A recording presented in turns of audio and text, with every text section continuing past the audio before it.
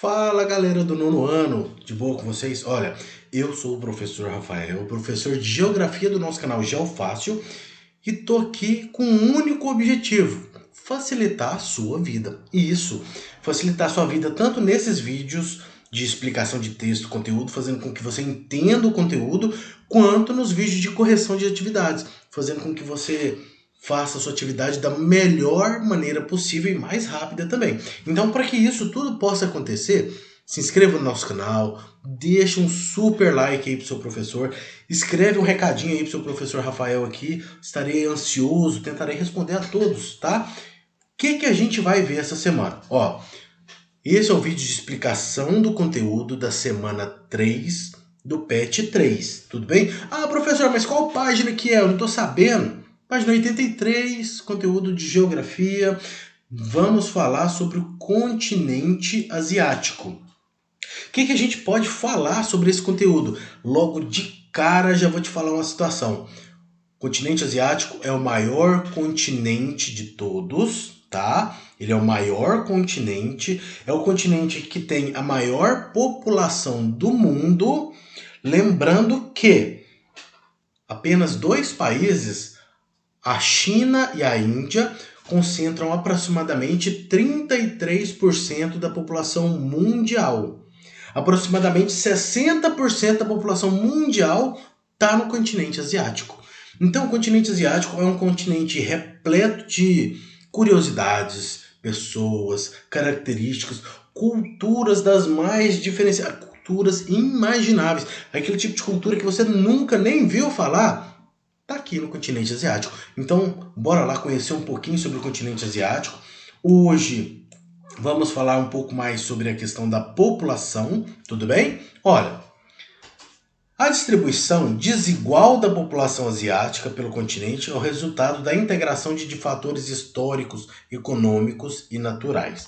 Então, isso não é uma característica da Ásia, é uma característica de qualquer lugar do mundo, tá? Então, assim, a distribuição da população provavelmente ela sempre vai ser de forma irregular, ela nunca vai ser distribuída de forma igual, tá? Ao longo do tempo, muitos povos se estabeleceram, principalmente nas planícies e nas áreas mais próximas aos rios ou solos favoráveis à agricultura.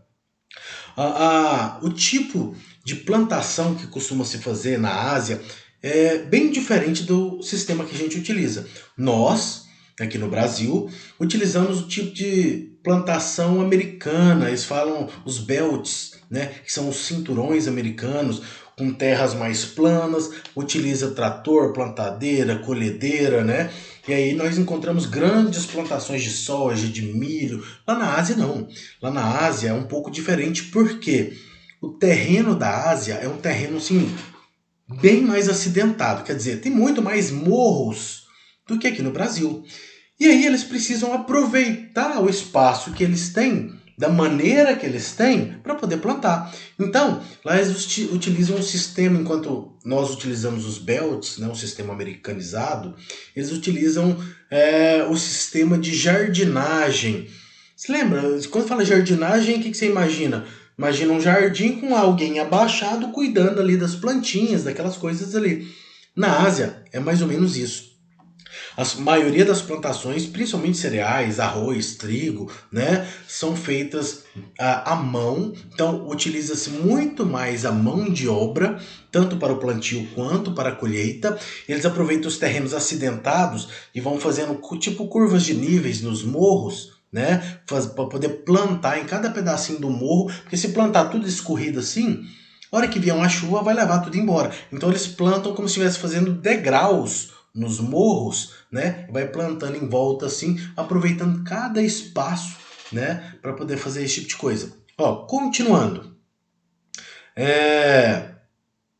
Atualmente, há grande concentração populacional nos vales e planícies e importantes rios da Índia, Bangladesh e China, países que estão entre os 10 mais populosos do mundo, tá? A Índia e a China são os dois mais populosos, tá? Mas aí, vamos lá. O Extremo Oriente e toda a faixa litorânea também são densamente povoadas. Então, enquanto a média aqui do Brasil gira em torno de 20 e poucas pessoas morando por quilômetro quadrado, na minha cidade, por exemplo, é em torno de 8 pessoas por quilômetro quadrado. Você vai encontrar aqui no Brasil regiões como São Paulo, que vai ter 400, 500, 600 pessoas morando por quilômetro quadrado, e aí a necessidade de vários prédios. Você vai encontrar, por exemplo, Bangladesh, que você vai ter ali em torno de 16 mil pessoas morando por quilômetro quadrado. Então, assim, é muita gente, é prédio em cima de prédio e mais prédio para poder dar conta desse tanto de gente, tá? Apartamentos bem apertados, bem pequenos, né? Atualmente, a maioria da população do continente vive em áreas rurais, tá? Então, enquanto aqui no Brasil a maioria da população, mais de 85%, vive nas cidades, áreas urbanas, lá a maioria da população vive em áreas rurais. No entanto, a população urbana asiática cresceu bastante nas últimas décadas e a projeção é que continue a crescer por causa do intenso êxodo rural. Então o pessoal tem saído bastante da zona rural para ir morar na cidade lá. Mas ainda a zona rural concentra maior número de pessoas, tá? Explicado em parte pelas condições de vidas precárias no campo e pela busca de melhores condições de vida na cidade. Foi o mesmo que aconteceu aqui no Brasil. Só que aqui no Brasil, essa transformação, até 1930, a população era extremamente rural. Mas aí com a industrialização do Brasil, né, esse processo de urbanização das cidades aí, a partir de 1940, 1950, a maioria da população já começou a morar nas cidades, tá? Em muitos países asiáticos, o crescimento da população urbana também está relacionado ao intenso crescimento de produção industrial, que foi o caso aqui do Brasil, tá? China e Índia, olha só, vou até destacar aqui para vocês. China e Índia são os dois países mais populosos do mundo. Eu já havia falado, né? Embora tenham grande parte da população vivendo no campo, na Índia a população rural é maioria, apresenta grande número de habitantes nas cidades. A população urbana chinesa, por exemplo, é de aproximadamente 800 milhões de pessoas. Imagina, aqui no Brasil, a população total do Brasil, contando a população urbana e rural, contando todo mundo do Brasil, aproximadamente aí 220 milhões de pessoas. Lá só a população que vive na cidade é 4 vezes maior do que toda a população aqui rural e urbana do Brasil. Só para você ter uma ideia da quantidade de gente que tem lá, né? Assim como acontece em muitos outros países em desenvolvimento, o crescimento urbano de países asiáticos ocorre de forma bastante rápida e intensa, com grande parte da população ocupando áreas periféricas com moradias e serviços públicos precários. Isso acontece em qualquer lugar, tá? Toda vez que uma cidade, não importa qual for, se uma cidade cresce muito rápido, a população muda para aquela cidade muito rapidamente, o que acontece? A cidade não dá conta de atender tudo que precisa. Então não vai ter rua asfaltada para todo mundo, né? Vai começar a surgir bairros novos sem asfalto, sem rede de esgoto, às vezes sem água encanada, sem saneamento básico. Começa a não ter escolas para todo mundo, né? Começa o hospital não dá conta de atender todo mundo. A violência costuma aumentar. Então é uma série de fatores que acontece quando o crescimento urbano é muito rápido, tá? Bom, continuando aqui para a gente finalizar, né? Nas últimas décadas, os países asiáticos apresentam significativas melhorias sociais, quer dizer, então está melhorando a qualidade de vida devagar, mas está melhorando, é um bom sinal. Sobretudo, os emergentes. Para quem não lembra o que é um país emergente, eu vou explicar rapidinho. Existem os países de primeiro mundo, que são os países desenvolvidos. Teoricamente, os de segundo mundo, que já quase não existem mais, que são os países socialistas, né? Cuba, Venezuela, Coreia do Norte, né? E tem os países de terceiro mundo, que são todos os outros países, que são países capitalistas pobres, né? Só que entre esses países capitalistas pobres, existem alguns países que são emergentes, quer dizer, eles são de terceiro mundo, mas eles têm uma economia mais avançada, têm uma qualidade de vida melhor um pouquinho, tá? É como se fosse um degrau acima, entendeu? Então, desses países emergentes, nós temos a China, a Índia, a Coreia do Sul, Tailândia, Turquia, Indonésia e Malásia. São países que conseguem produzir muito e acabam vendendo muito, né?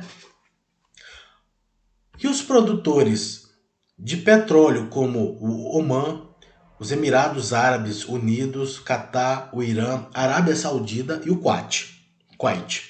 Apesar dessas melhorias, ainda há na Ásia países com graves problemas socioeconômicos que se refletem nos baixos indicadores sociais. Em 2017, dos 38 países com IDH baixo, 3 estavam localizados na Ásia. Galera, vou dar uma informação importante aqui. De 38 países, os 38 piores países. O IDH, para quem não sabe, é uma tabela. Sabe a tabela do Campeonato Brasileiro que classifica o melhor país, o melhor time do Brasil, os melhores times, os times que são mais ou menos e os piores times que arriscam cair para o rebaixamento? O IDH é como se fosse isso. Ele classifica os melhores países para se viver, países mais ou menos ali no meio, e os piores países para se viver. Então, dos 38 piores países para se viver do mundo, 3 estão na Ásia, tá? E aí sobra 35. Desses 35 piores países, aproximadamente 33 fica na África. Então a África é disparado os países com IDH mais baixo, os piores lugares para se viver do mundo, tá? Não são todos os países africanos, mas é só para você entender. E aí a gente vê que também tem vários desses países aí na Ásia, que é o continente que a gente está estudando, né? Ó, a Síria, o Afeganistão e o Iêmen são esses 3 países que estão entre os 38 com o pior IDH do mundo, tá? Então, bora lá. Esses países enfrentam, ou ainda enfrentam, né? Enfrentaram ou ainda enfrentam situações de guerras recentes que afetam suas economias e provocam a diminuição significativa da esperança de vida da população. Triste saber disso, né, galera? Mas foi um prazer estar aqui com vocês. Espero que você tenha gostado da minha explicação, porque eu faço essa explicação com o maior amor que eu posso ter, tá? Adoro dar aula e é um prazer estar aqui com você. Se você gostou, se você entendeu qualquer coisa que seja nessa explicação, não saia desse vídeo sem se inscrever no nosso canal. Se inscreve no nosso canal, deixa um super like, pode mandar um super comentário aqui pro seu professor Rafael. E outra coisa, agradece o seu professor de geografia por estar utilizando os nossos vídeos. Fala que eu mandei um abração para ele, tá? Até o próximo vídeo, hein? Lembrando que nós ainda temos o vídeo de correção das atividades dessa semana, tá? Fui!